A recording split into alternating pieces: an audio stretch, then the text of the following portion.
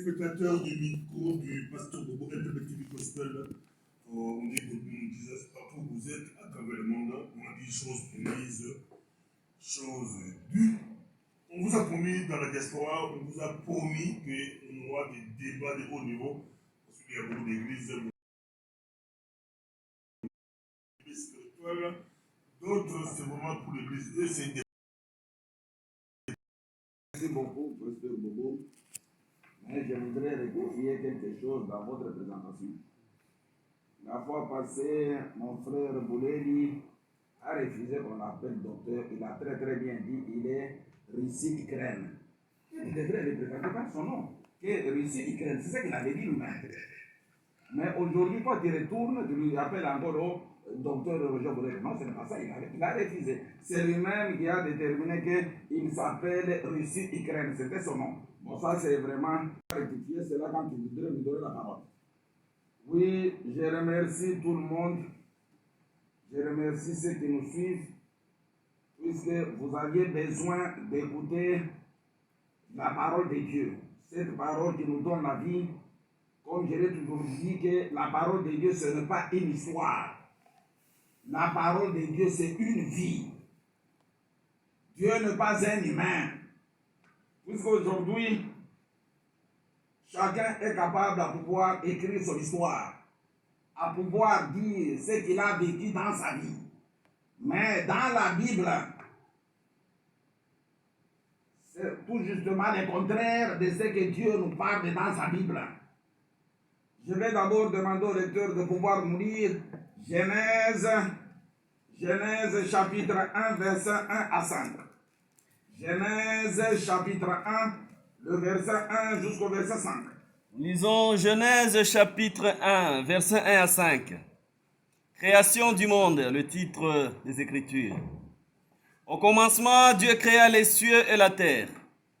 La terre était informe et vide. Il y avait des ténèbres à la surface de l'abîme, et l'Esprit de Dieu s'émouvait au-dessus des eaux. Dieu dit, que la lumière soit, et la lumière fut. Dieu vit que la lumière était bonne, et Dieu sépara la lumière d'avec les ténèbres. Dieu appela la lumière jour, et il appela les ténèbres nuit. Ainsi, il eut un soir, il eut un matin. C'est le premier jour. Ce que nous venons d'écouter, c'est la parole de Dieu. Ce n'est pas une histoire. C'est Dieu qui nous parle pour notre vie. C'est Dieu qui te parle pour ta vie. Ce n'est pas une histoire. D'ailleurs, si vous vous souvenez, je vous ai toujours dit, les livres les plus difficiles dans la Bible, c'est les livres de la Genèse. C'est ça les livres clés. Tu ne peux pas aller à l'Apocalypse aussi longtemps que tu ne connais pas Genèse chapitre 1, verset 1. Tu dois d'abord comprendre Genèse pour aller ailleurs. Tu peux me lire dans Jean chapitre 10, verset 1 à 3. Jean chapitre 10, verset 1 à 3, virgule 8. Jean chapitre 10, verset 1 à 3, virgule 8 à 10. Jean chapitre 10, verset 1 à 3. Oui. En vérité, je vous le dis. Celui qui n'entre pas par la porte Celui qui n'entre pas par la porte, oui, dans la bergerie, mais qui monte par ailleurs. La porte, c'est Genèse chapitre 1. La porte, c'est le livre de la Genèse. C'est là où on doit entrer. Mais tu ne peux pas aller directement à l'Apocalypse. Non. Sinon, tu es un voleur. Tu es en train de brûler les étapes. On commence par le commencement. Dis, même pour faire les calculs, on commence d'abord à apprendre à l'enfant comment compter. Mais tu ne peux pas directement enseigner à l'enfant la division, la multiplication, ça pour autant passer par les calculs élémentaires de pouvoir compter les chiffres. Tout prédicateur qui commence ses enseignements en dehors de la Genèse, c'est un voleur et un brigand. Oui. En vérité, je vous le dis. Oui. Je vous le dis, celui qui n'entre pas par la porte dans la bergerie, mais qui monte par ailleurs, oui, est un voleur et un brigand.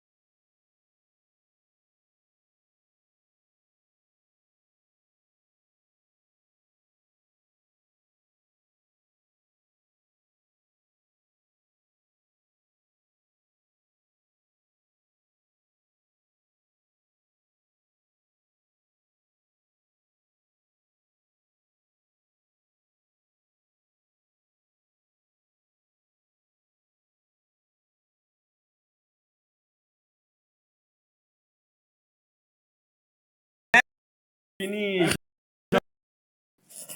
Ceux qui sont venus avant moi, tous ceux qui sont venus avant moi sont des voleurs et des brigands, mais les brebis ne les ont point écoutés. Ceux qui sont venus avant moi, ce sont deux personnes. Au lieu de commencer par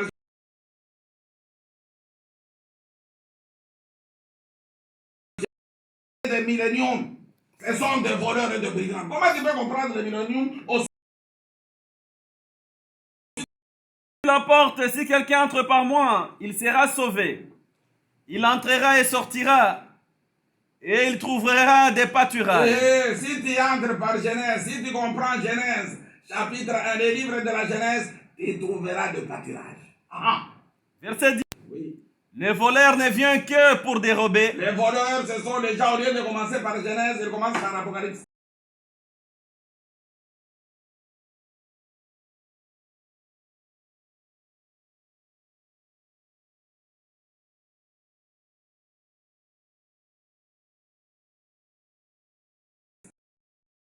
On ne récite pas.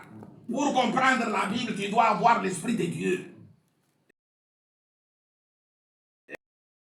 Il fait toutes choses bonnes en son temps. On nous dit Dieu fait toutes choses bonnes en son temps. Oui. Il fait toutes choses bonnes en son temps. Même, il a mis dans leur cœur la pensée de l'éternité. Bien que l'homme ne puisse pas saisir l'œuvre que Dieu fait, du commencement jusqu'à la fin. Et on nous dit ceci. Malgré Dieu a mis dans l'homme la pensée de l'éternité, personne ne connaît l'œuvre que Dieu avait fait du commencement jusqu'à la fin. Malgré que Dieu a mis dans l'homme la pensée de l'éternité, personne ne connaît l'œuvre que Dieu avait faite. Or, nous connaissons l'œuvre de Dieu, c'est la création du monde. Mais Dieu nous dit que personne ne connaît cela, malgré la pensée de l'éternité qui se trouve dans l'homme. C'est la raison pour laquelle, maintenant, le ciel et la terre, que Dieu nous parle au juste, c'est quoi? Ésaïe, chapitre 29, versets 10 à 12. Ésaïe chapitre 29, versets 10 à 12. Verset 10 nous dit ceci. Car l'Éternel a répandu sur vous un esprit d'assoupissement. La parole de Dieu nous dit ceci. Quand les soi-disant serviteurs de Dieu prennent la Bible, en ouvrant Genèse, ils commencent à somnoler. Et c'est ce que vous allez vivre tout de suite là. Vous ne pouvez pas comprendre. L'homme commence directement à somnoler. Oui. Car l'Éternel a répandu sur vous un esprit d'assoupissement. Il a fermé vos yeux.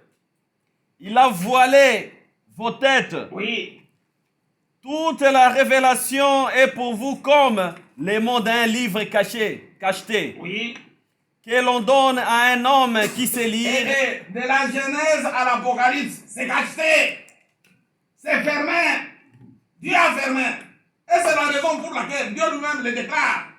Que malgré la pensée de l'éternité qui se trouve dans l'homme, personne ne comprend, personne ne connaît l'œuvre que Dieu avait fait du commencement jusqu'à la fin. Oui. Toute la révélation est pour comme les mots d'un livre cacheté que l'on donne à un homme qui sait lire en disant « Lis donc cela » et qui répond « Je ne le puis, car il est... » Attends. Quand tu ouvres Genèse, au commencement, Dieu créa les cieux et la terre. On demande à celui qui sait lire. Qui sait lire? Ce sont les gens qui se prétendent être serviteurs de Dieu. Explique-nous.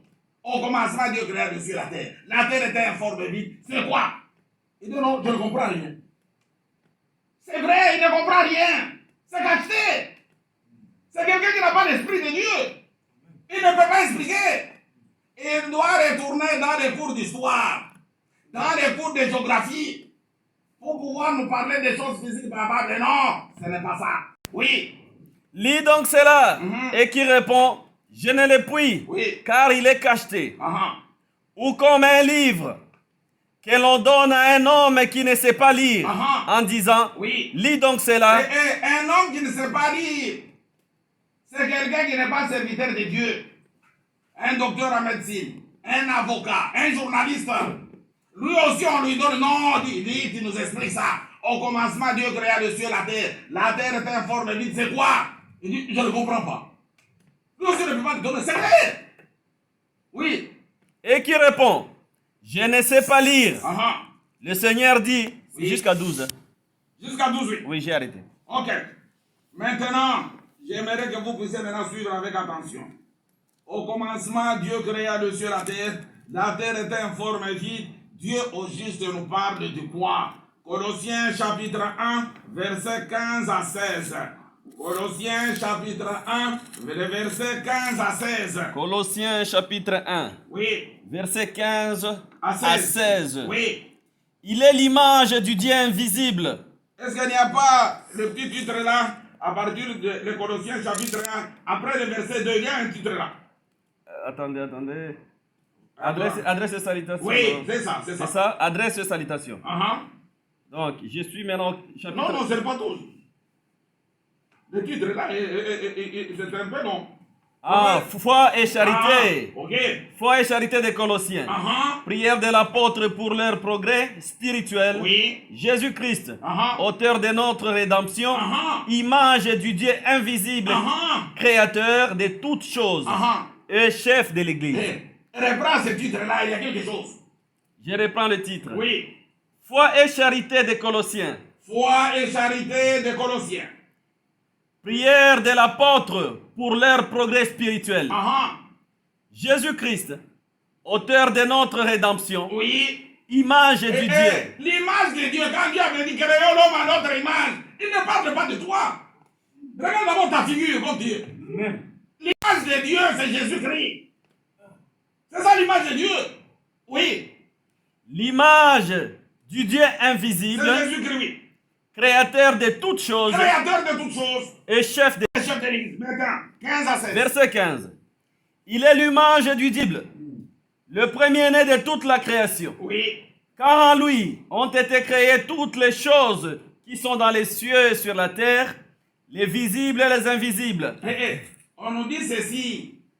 En Jésus-Christ, Dieu a créé toutes les choses qui sont dans les cieux et sur la terre, les visibles et les invisibles. Ah. Car en lui ont été créées toutes les choses qui sont dans les cieux et sur la terre, les visibles et les invisibles. Je vous dis ceci. Le ciel et la terre que nous voyons, les mondes physiques que nous voyons, l'auteur c'est Dieu.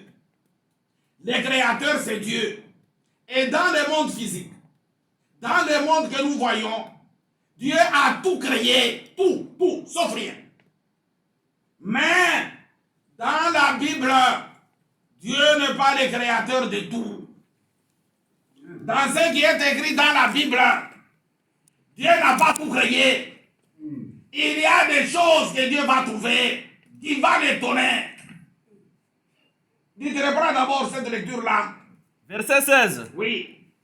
Car en lui ont été créées toutes les choses qui sont dans les cieux et sur la terre, les visibles et les invisibles, trône, dignité, domination, autorité. Tout a été créé par lui et pour lui. Je reprends ma phrase. On nous dit en Jésus-Christ, Dieu a créé les choses visibles, il a créé les choses invisibles. Je vous dis ceci, les mondes physiques, le ciel et la terre que nous connaissons, l'auteur, le créateur, c'est Dieu. Mais dans les mondes physiques visibles, Dieu a tout créé. Mais dans le monde que la Bible nous parle aujourd'hui, la création du monde, Dieu n'est pas le créateur de tout. Il y a des choses que lui a trouvées. Et Dieu lui-même était étonné de trouver des choses que lui n'a pas créées. Et vous le verrez. Et vous me donnerez raison. Si nous suivons toute la création, au premier jour, Dieu avait créé le ciel et la terre. Au deuxième jour, il devrait séparer les eaux. Au troisième jour, la terre devrait produire. Au quatrième jour, il avait créé des luminaires. Au cinquième jour, il avait créé des animaux. Et au sixième jour, il a créé l'homme. Et au septième jour, il s'est reposé. Quand vous lisez cette création, Genèse chapitre 1, verset 1 jusqu'au verset 31, Genèse chapitre 2, verset 1 jusqu'au verset 3, et on donne les détails de tout ce que Dieu avait créé. Mais dans cette Bible-là, dans cette création qu'on verra aujourd'hui, Dieu n'est pas le créateur de tout. Il y a des choses que lui a trouvées. Emmanuel, il vous reste 5 minutes pour D'accord.